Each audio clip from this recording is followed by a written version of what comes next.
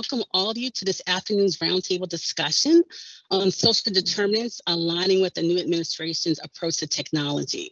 My name is Verlon Johnson, and I'm the Senior Vice President of Corporate Strategy at CNSI.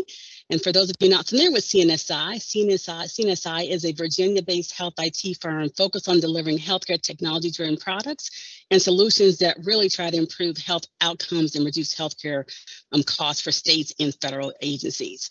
But prior to coming to CNSI, I was actually a 23-year career fed. I spent the bulk of my time at the Centers for Medicare and Medicaid Services, CMS, where I first focused on the Medicare program and then eventually fell in love with the Medicaid and the CHIP program. And so I transferred there during my last 13 years with that CMS.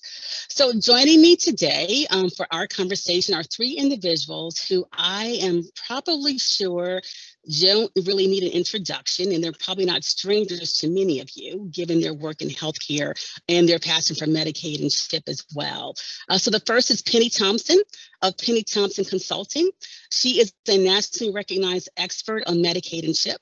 She's a leader in the private industry and in government, and has been a public servant, previously serving as a Deputy Center Director for Medicaid and CHIP at CMS, where she led a number of initiatives, some focus on technology investments and standards, value-based purchasing, streamlined eligibility and enrollment, managed care oversight, and program integrity, just to name a few.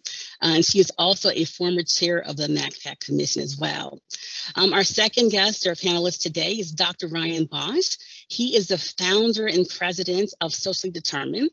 He is an internal medicine physician and a healthcare exec, and has numerous accomplishments as well. Dr. Bosch has built health IT businesses. He's managed academic departments in his career. He's launched clinical software. He's run technology for health systems, and he's redesigned care delivery for value-based needs. So he's done a lot of work in this space as well. And then finally, I want to introduce my colleague and friend, Heidi Robbins-Brown. She is the Vice President of Medicaid Policy and Programs at CNSI, where she leads the company's efforts related to Medicaid policy, products, and services. She joined CNSI a little bit before I did, after serving as a national healthcare consultant. And she spent 23 years, so I was 23 years in the federal government, she was 23 years in the state government, where she most notably was the Washington State Department Deputy Medicaid Director and COO. So I know it's been a long day, but I'm hoping we're going to end this day on a great high note. I think we've all been a part of many conversations today, and have really found them rich with information and ideas. And so we are really excited to be able to continue the conversations around social determinants of health and the role of technology. Now, of course, social determinants of health isn't a new issue, right? We have known for years the impact that it has on healthcare utilization and costs, health disparities, and health outcomes. And while there have been a lot of efforts to address these issues in the past, the pandemic brutally pointed out the flaws and the long-standing health inequities in our nation's healthcare system. So much of the conversation today will, of course, be focused on with our Medicaid lens in terms of how we're looking at this, primarily because Medicaid and CHIP provides healthcare coverage to over 76 million low-income Americans, and many of these individuals have complex, chronic, and costly care needs. And alongside that, of course, many of them also face challenges related to social determinants of health. And we know these challenges can lead to those poor health outcomes that we want to avoid, to our population. So we see a lot of different healthcare costs rise as well for Medicaid and CHIP programs. And unfortunately, once again, we see an intensified health disparities for a broad range of populations as well. So, we're so excited to, again, be able to talk with you all about some of the thoughts that we've had as a team here, but also with other colleagues and others within this space as well. But, state Medicaid and CHIP agencies are really key to providing access to healthcare coverage to, of course, again, our nation's most vulnerable populations. So this means that they're really in a unique position to address those terms of health due to the broad range of services, of course, that they offer and that they support. But here's the thing, they can't do it alone, right? And they need the necessary resources, the right infrastructures, and legislative, and industry support to do it successfully. And that's why I'm really glad that we're all here today. So we want to try to make this session as interactive as possible on a Zoom like this. So we are encouraging you to use the chat to ask your questions or even provide your insights and thoughts. We'll try to do our best to incorporate it into our conversations here in our little fireside chat during our time together.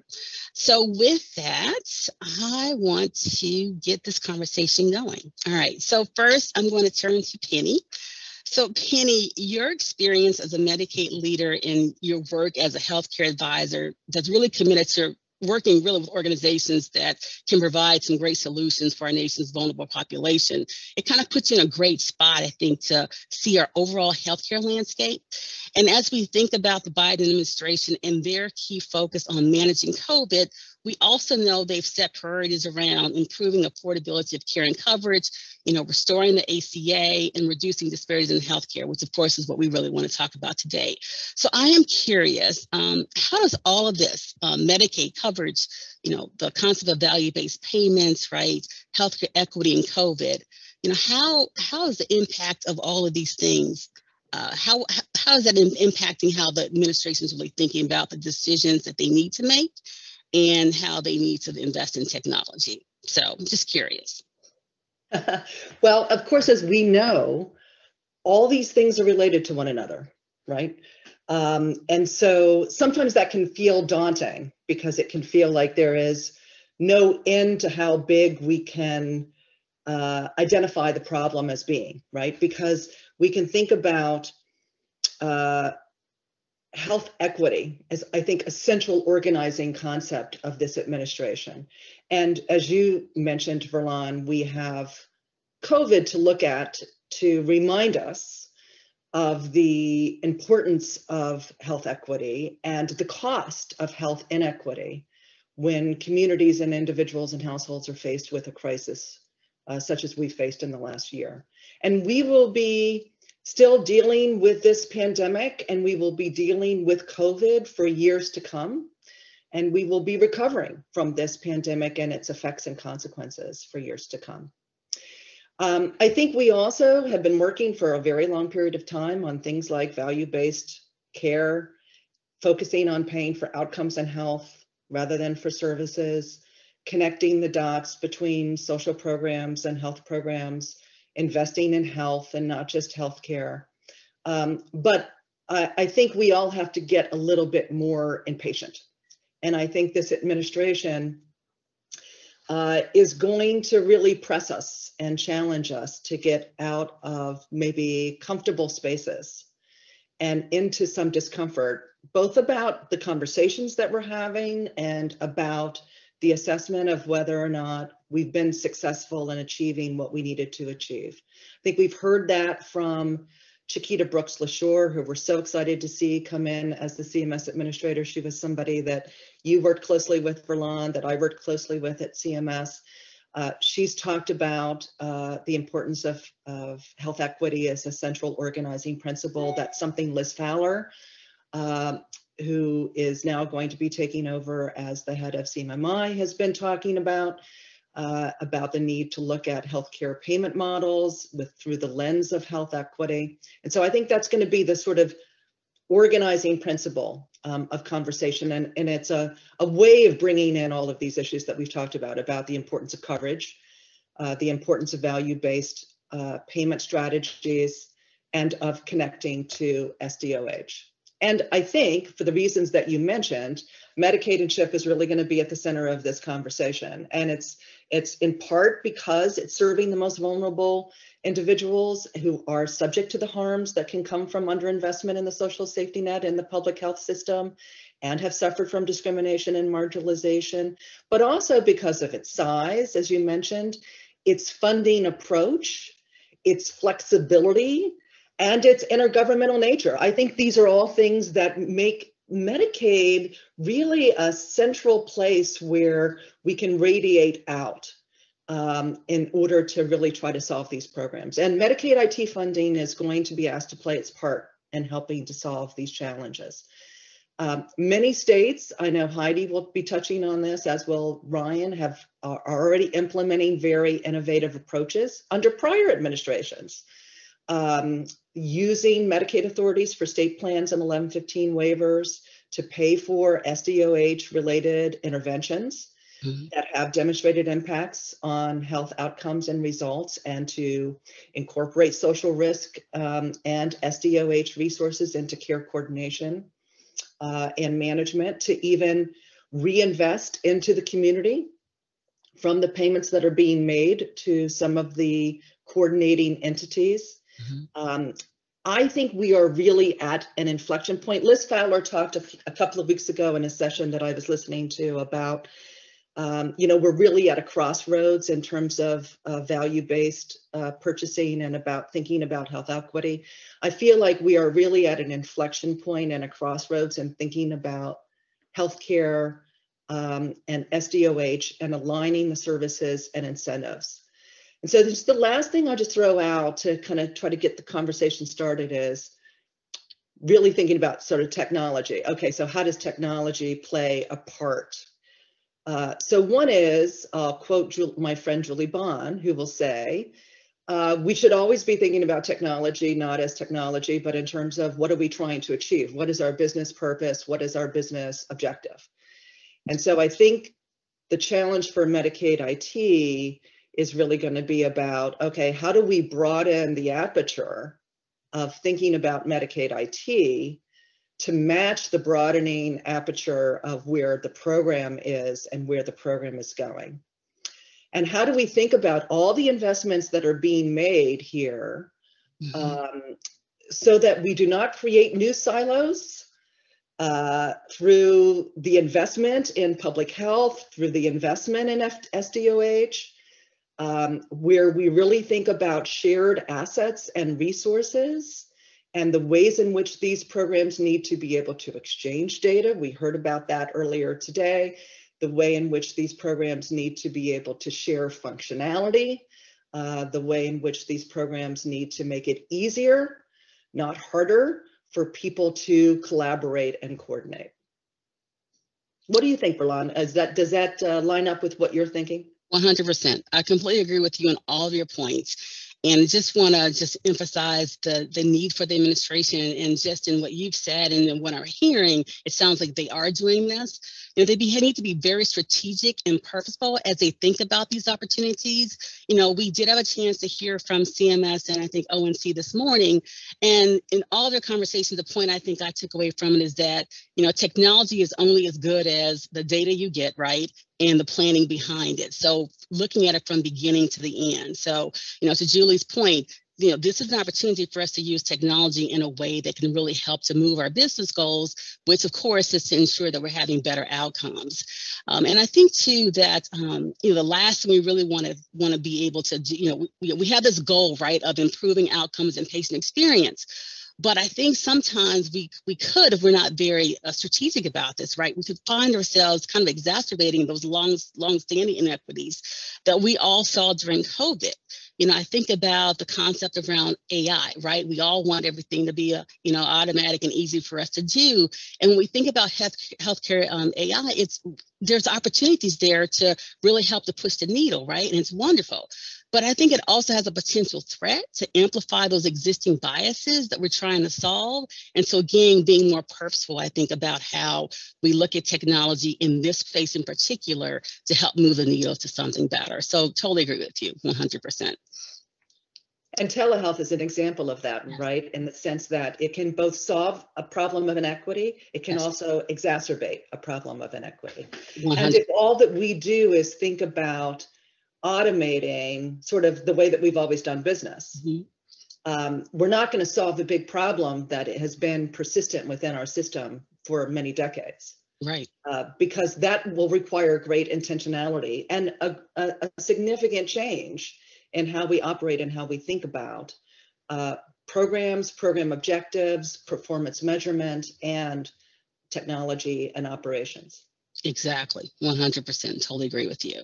So that was really great. Let me now turn to Heidi. So, Heidi, you bring a very valuable point of view as an experienced state Medicaid leader, and you're someone who's actually spent the last, I think, almost decade, right, engaging with other state leaders, either in your previous role as a consultant, but then also too most recently as you're leading CNSI's Customers Focus Group. So, from your perspective and your conversations, like what trends are you seeing, right, related to states, and how are states kind of reacting to these issues? Yeah, thank you. And you're going to hear some common themes, right? Because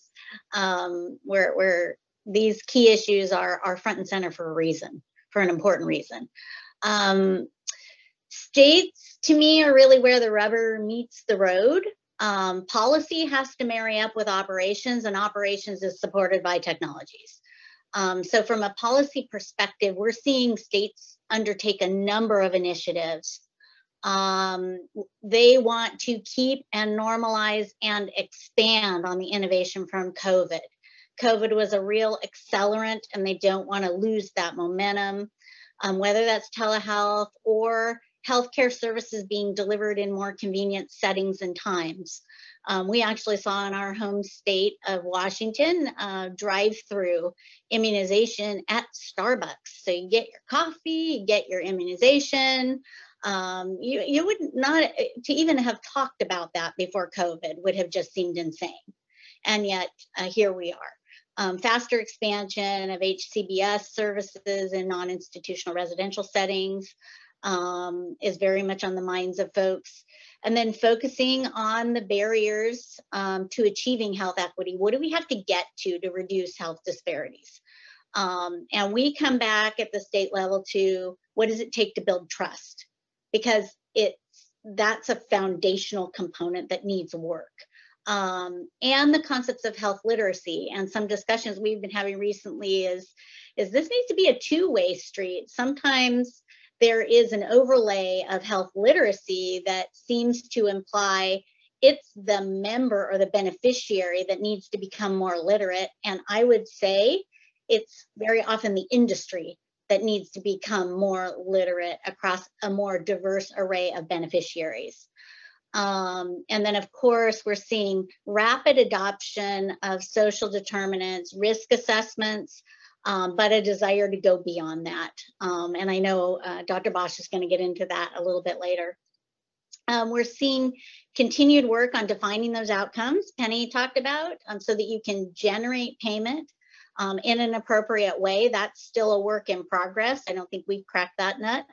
And then we see a number of initiatives. This is really becoming a trend that cross agencies at the state and the community level come together to address the drivers of poverty, but also initiatives to quantify and benchmark the total cost of care.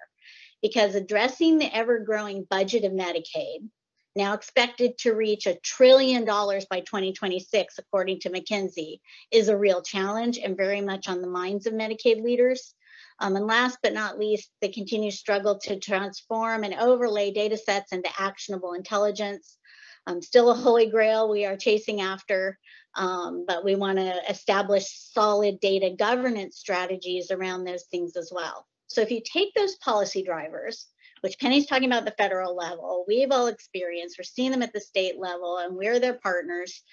We're working together with our clients around unified data platforms, automated managed care performance solutioning, cloud services, and of course, very much right now, consumer empowerment tools like mobile portals and the FHIR-enabled APIs in order to put the data in the hands of the true owner, which is the patient. No, that's very helpful, and actually a great kind of a segue to Dr. Bosch. We talk about patients, right, and really trying to have better care and outcomes for them, given your role, right, as both a provider, so as an internal medicine physician, and your work in that regard, and then also your company, who I know that you're working very closely with provider organizations to help them improve their efficiency and their outcomes. What are you hearing from providers about this issue, right, and these gaps? And are they seeing opportunities that that they've mentioned to you that you've been able to explore, and that can actually help us to kind of overcome some of these challenges? Verlon, my ear is out there in the marketplace, and encouraged and feel a sense of trepidation at the same time with what I'm hearing. And it echoes the sentiments that we're hearing right now from the group. And I really like the way Heidi framed it with the policy and then the strategy and then the execution.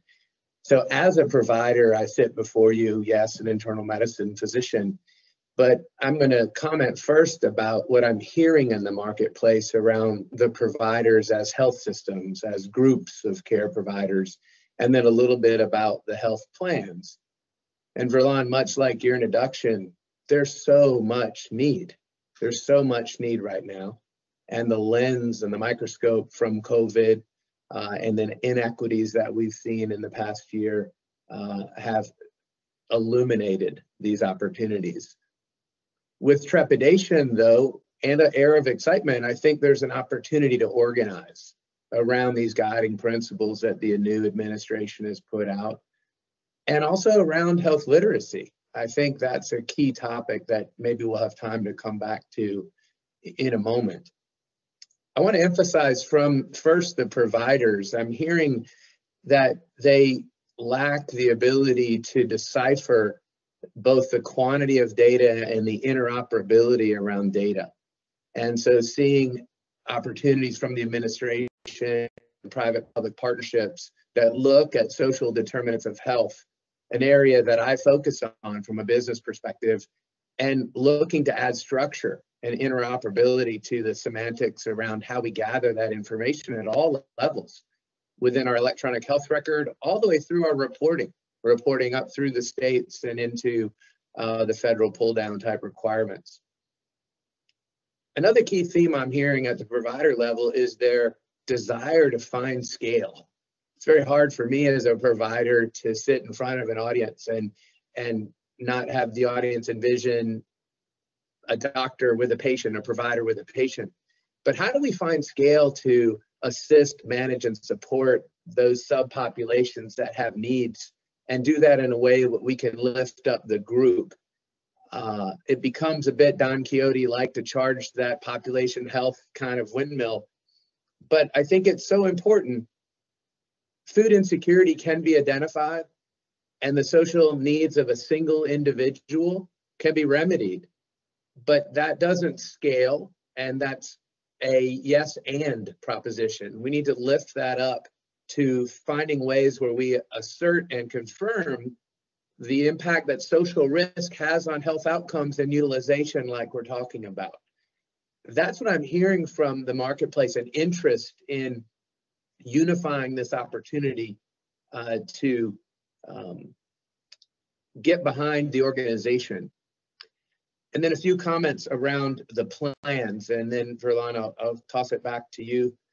I think the plans also recognize at the state level, particularly within Medicaid and the more regional commercial plans, that direct impact of social risks, the social clinical synergies that affect utilization, that affect outcomes, that affect health. And I don't have to make that distinction anymore between health and healthcare. People are recognizing that. And so how do we go beyond with our health plans just doing a screen and connect model? How can we enrich and support a model that pulls in more information than a single conversation? Again, it's a yes and. I'm not saying we shouldn't be asking, we shouldn't get better at it, and we shouldn't understand our biases about the questions. But how do we lift that up to scale as well and start gathering more information about those vulnerable subpopulations within our plans? That's also what I've been hearing.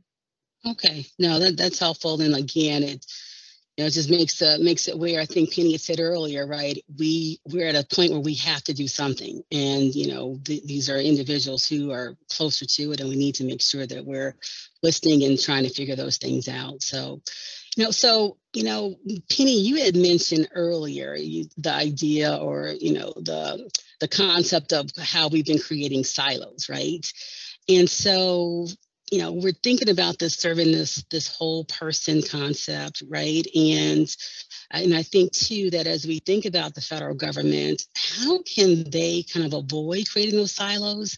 And not making it where it's harder, right, for providers and states to engage and to get at some of the things I think that Heidi and Dr. Bosch just talked about. But what can we do about that? From your and expand more, and I guess on the silos is really helpful. So we haven't been good at that in the past of taking down those silos, and in fact, while the long-term benefits of taking down those silos are significant, short-term, it actually increases work because you have to talk to more people. You have to think about what the larger enterprise needs and wants, and not just what your particular program or your particular part of the organization needs and wants. And this is true for all of us in all of our jobs and all of our experiences. It might be better to join together with others, but joining together with others can bring its frustrations, can bring its interdependencies that we may be uncomfortable with, bring the need to coalesce around priorities and decisions. So it's a real challenge. And the other piece of this is longer term versus shorter term. So it's enterprise level versus program. It's longer term versus shorter term, and we kind of need to be. Dr. Bosch talked about his trepidations. This is my trepidation. My trepidation will be that we'll decide that we need to move fast, so we can't move with others. And that will create silos. Or that we can't create silos and we'll be spending all of our time in the next 2 years doing strategic plans and maybe collecting a little bit of data. So we need to actually think about all of those dimensions. I think we need to unattach ourselves from some usual ways of doing business and maybe be willing to take more risks, maybe involve ourselves in processes or take down processes that seemed like they were protecting the integrity of the program or the financial health of the program, but actually do put up some of these barriers around coordination and collaboration. The last thing I'll say is that I'm a little concerned as well that, we've been under the healthcare system has been under a tremendous amount of stress. Providers have been under a lot of stress. State officials have been under a lot of stress and burden, federal officials. And we're still not through the crisis, and we're still not recovered from it.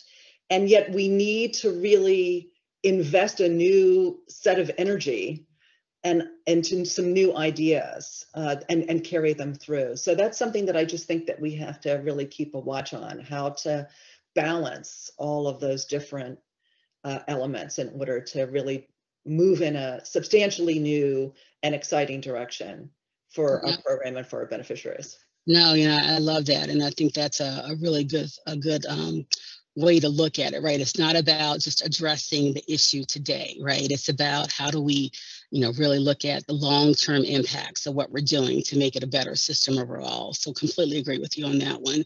And kind of along those lines, I know, Dr. Bosch, we've had some conversations about, these social intervention programs that are out there and being implemented. And just, want to, get your thoughts about, how do we know that these kind of programs are working, right? How are we able to get to that sustainable impact on those vulnerable populations as we're thinking about those kind of programs from your perspective? Verlon, that's a great question, and one that I think is only answered with measurement. Seeking the theme of you can't change what you can't measure, and having the humility to fail quickly, to be able to measure and say this existing program, that's it, right? Comment didn't work. Let's iterate. Let's try something else. Even though the existing program maybe perfectly meaningful and had intent. I believe measurement is super important. And then I think we need to also, through that iteration, really strive to have more precision. So bringing analytics into our process allows us to understand the impact from a community and person level. And we get to know more about a community. Just this past week, I had the good fortune of talking to one of the leaders in a northern Medicaid program up near New York. And in that program, it was shared with me that there's 56 counties in his area, and how to actually know which county has more transportation risk versus health literacy risk versus food insecurity risk at a county level, so that the context in the community becomes a factor, not just what is going on with the member or the person or the patient, but what's going on in the community. I think this adds a degree of precision to our measurement, and I'd like that to be one of our areas to strive for. Yeah, that makes a lot of sense. And I think, Heidi, we've been having conversations, and you've mentioned earlier about the uniform data platforms and, kind of the need around that, and looking at kind of adjacencies, right? Like PACE and other programs. I mean, do you have any other thoughts around kind of this issue as well from your perspective? Well, I think just building on the overall conversations and sort of things that are striking me, we certainly are watching our states work with various versions of accountable communities of care and bringing in that data and that longitudinal view of the client, as we call them in Washington State, the beneficiary, and all the different places that they touch a state government and a community government ecosystem, and trying to pull that all together. And we're seeing, and I think CMS has been very supportive of, and I think states want to see even more of that, is back to MIDA and the reuse component, and using some of those investments and broadening them and cost allocating them for Medicaid funding to broaden the use. So I'll take an example from one of our states where not only do they edit and transform and report on Medicaid data through shared systems, also corrections data, also social and health services and behavioral health data, also county jail and city jail data, as well as also doing the provider credentialing and enrollment for the workers' comp system. So you start to see this building and this reuse of technology that is really allowing an investment, as long as that investment was in a flexible architecture to begin with, it can be expanded, and having continued support for that. And I think seeing the money that will be coming now from the rescue plan, and how to leverage that and be ready to leverage that in the timeframes that are available. That's that piece maybe where Dr. Bosch says it's wonderful, but it's scary, because we have to hurry to take advantage of that. And yet you want to be thoughtful. I'll just say one more thing. I used to have a legislature that just say Medicaid's so hard, it doesn't change quickly. And my answer to that used to be, and that's by design. Because when you change Medicaid policy, you are affecting, millions of lives. So we don't do it lightly. We do have to try to think about the unintended consequences. And yet we have this rush to try to accelerate and take advantage of the current climate. So it is an exciting time for sure. Oh yeah, I agree. And I kind of want to go back to a point, Dr. Bosch, that you had made, right, about the concept of health literacy, and just as I was hearing Heidi talk and just some of the other things we were saying, I mean, and the need to do this quickly, right? that with this digital transformation, we're really going to have to make sure we're addressing any equity issues there, right? And so, you had kind of started the conversation around about health literacy, and just wanted to see if there were other thoughts around that. We know, like the broadband issues, we're seeing those addressed through the rescue plan and other avenues. But what other things are you seeing, or things that you think that we should be thinking about as we try to figure out this issue and move and be able to improve health outcomes overall? Yes, health literacy, so important. We've all read about it clearly in the papers and the outreach around getting vaccinated and the reaction to the vaccine. Lifting it up, though, to other conditions, not just the shot. The administration is clearly focused, and I applaud, on the access to data.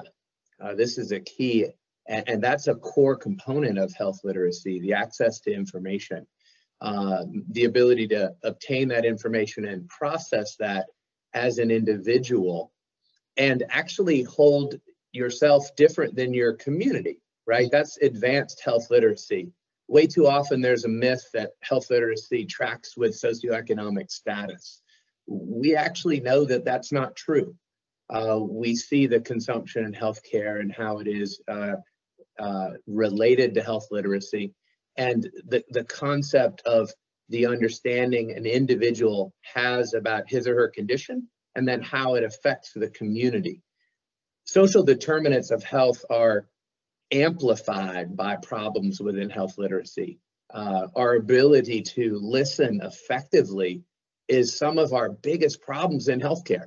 I always smile how often friends, colleagues, they want a soundbite, not just from me or from a notable source. Can you just tell them to take their medicines or tell them to get the shot? And at least those that taught me as a physician, what I've learned, you actually change behavior by listening and showing that you're invested in the community, invested in the change. And I think we, as an opportunity around social determinants, have to embrace health literacy as just a key factor here. Yeah, no, great. I love that. You're right. So we do have one question for you again, Dr. Bosch, since you're already off mute, right? So it says, do you foresee states looking at social risk the way they're currently looking at clinical risk data? And would this be a huge disruptor for managed care? Penny has a deeper experience than I, and mentioned a little bit of that at the beginning. I see the metaphor here. A decade and a half ago, early in my career, was very involved in clinical risk groupers, particularly around hospital-based reimbursement and the opportunity to clinically risk adjust populations to assist in right billing and optimal reimbursement. To me, there's a natural metaphor. No one any longer argues that the majority of unexplained variation is from social risk. I would even contend that social risk amplifies the clinical risk. I believe there's an opportunity, and I hope as the new administration is looking at new models that continue down the value-based care pathway, that there will be an opportunity for social risk adjustment, more than just a severity risk index, but looking truly at the costs within Medicaid and Medicare and commercial insurance by the social risk factor. Right. And I'll just jump in to Please. Say, I do think this is a very important topic, and there's been some very interesting research about measuring social risk and adjusting for social risk, and some concerns, as there are with any performance measurement system or risk adjustment system, about whether what you think you're measuring, you're actually measuring, and worries that adjusting for social risk will mask poor quality care. I do think that there has to be various kinds of mechanisms to account for social risk. And I think you could think of different ways of doing that. Massachusetts is doing some interesting things and looking at neighborhood stress scores to look at the care in that vein. I think there's also ways of looking at whether it's adjusting the clinical outcomes for social risk or also adding more process and equity measures to how we're evaluating the performance of health systems and health plans is also an element of that conversation that's important to consider. Thank you. Let me see if there are any other questions then from the audience. Okay, well, we have 4 minutes left. And so in the interest of time, I think what would be really helpful is if we could kind of go around to the panelists and just what's your one takeaway that, or you want people to take away from what we've talked about today? And they can't be the same. So if Dr. Bosch starts off, Penny, you have to come up with something. Oh, well, then I'll start. I'm afraid Dr. Bosch will come up with something really good. I would just say, think about change. We are not going to get different results if we keep doing things the same way. And let's get impatient and think differently and be willing to take new risks. And I hope this is something the federal government is going to do and the administration will take to heart, which is to support people taking risks, doing things differently, maybe letting go of some of the good governance approaches. Heidi mentioned cost allocation. I'm not sure at this point that cost allocation isn't creating more harm than good, at least in the way that we've been implementing it. And I don't think that it's the kind of thing that is, it's creating barriers to collaboration. And I think we need to be taking some of those kinds of things down. And so I really do think we need to embrace the idea of thinking differently and acting differently. Honey, I think that's great, and I'll just pile on. I think if I left with one message, I would say luck follows the prepared. States need to be making investments in configurable, flexible solutions that then they can leverage across the healthcare ecosystem. I think it's happening in some places. I think it needs to happen more. I think there is this desire and this vision across the state ecosystems, but with our federal partners to really make good investments with the rescue plan money and address these issues. The timing is now, so I think we need to move on it. I'll springboard off the timing is now. I believe we need to broaden our view of social risk. That means listening more to all the data sources we have, more data access, more data standardization, and more data structure. We shouldn't settle with just screening, asking a question one time as a conversation, screen and connect, it's fixed.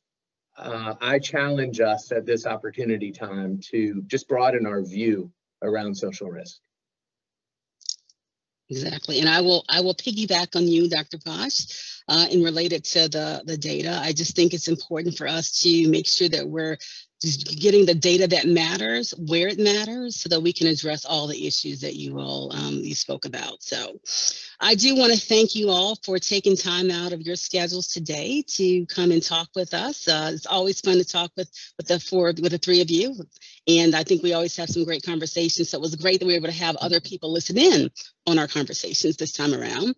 And then for the audience as well, we wanted to make sure that if you wanted to contact any of us, that you can take a look at the slide here, and we do have all of our emails here as well. So with that, I want to thank you all for participating and listening, and hopefully you were able to get some great information to help you as you go back to your companies or your states to really figure out how you can help move the needle further on this issue as well. So with that, thank you very much.